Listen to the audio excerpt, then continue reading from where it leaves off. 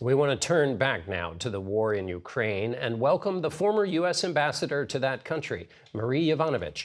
She is the author of a new memoir, Lessons from the Edge. Good morning, Ambassador. Good morning. President Biden, 3 days in Europe, Brussels, and then went to Poland. What did you make of that visit? I thought it was a hugely important trip where the president was able to demonstrate not only American leadership, but Western unity in this hugely important challenge that Russia has inflicted on Ukraine, but more broadly on the West. He talked about unity. How fragile is that unity? Because it seems like everybody's saying all the right things. How fragile? Is it so fragile the president must go and make a visit to keep it together? I think 1 month in, there was a symbolic effect, but there were also a lot of accomplishments that were cited during the various summits. So this was NATO, but it was also the European Union, it was the G7. And then obviously the trip to Poland, where he met with President Duda, as well as Ukrainian refugees, as well as the 82nd Airborne, and of course, importantly, the Ukrainian defense and foreign ministers. So I think a lot was accomplished there. And a lot of announcements were made, more humanitarian assistance, the 100,000 slots for refugees, more military groups going out to Europe, and the list goes on. The 100,000 refugees that Biden said that America would take, how important is that in talking to Europeans who are the ones, I mean, Poland is taking the brunt of the refugees. How important is that in terms of showing that America is pulling its weight, for lack of a better term? Shouldering the burden and being supportive. I think it's important, but honestly, my own opinion is that it's just a start.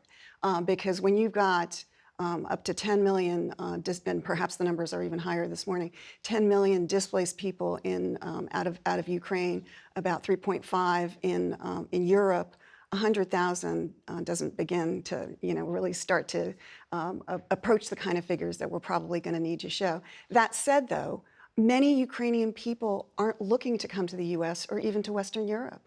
They want to stay close because they want to go back and rebuild. I mean, it's really inspiring. You have contacts there. You live there. Tell me what you're hearing from within Ukraine. Well, they're kind of encouraging me. When I express concerns and worry, they're saying, "Don't worry, we've got this. We are gonna keep on fighting," and they are. And they're asking for our help. And so just recently I got an email from one of my former bodyguards who he said, Madam Ambassador, I would never ask for myself, but I really, I need equipment for my team. I need, medical kits, I need body armor, I need boots. And so I tried to hook him up with some people who could provide that.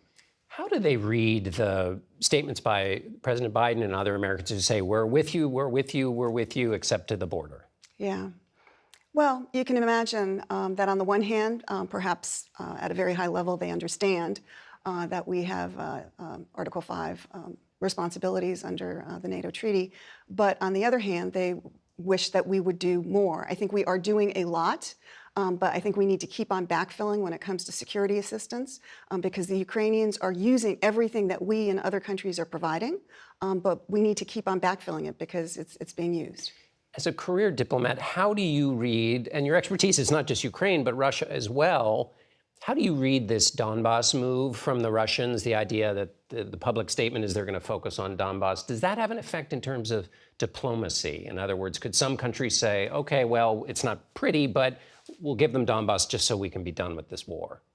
Yeah, I think, so perhaps, but I think that what we've learned over the last month and a half or several months, if not the last 20 years, is that we can't always trust what the Russians are saying. So they made that statement, and then a day or so later, they attacked Lviv in the far west of Ukraine, very far away from the Donbass. Right. So I think we need to wait and see.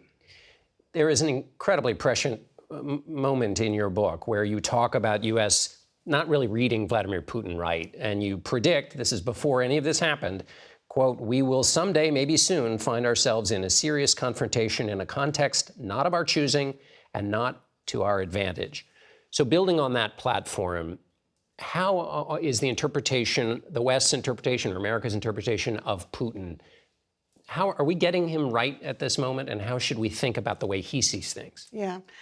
You know, that is the question of the moment, isn't it? And I think it's hard to know. It was always hard to know, but especially now after COVID and the isolation that he finds himself in with just a very small group of advisors, people who've been with him, you know, since KGB, you know, St. Petersburg days. And there's just not a lot we know about what kind of advice he's getting or what he knows. But I do think that Putin is a man who only understands strength. And so when you know, right now, the Biden administration is trying to navigate this very narrow lane of supporting Ukraine on the one hand, standing up for our values and our interests, but also doing the utmost not to expand the war. And when we look at that as a positive thing, that this is restrained and positive, I think sometimes perhaps Vladimir Putin looks at it as a sign of weakness. And so, again, this is a very difficult lane to navigate.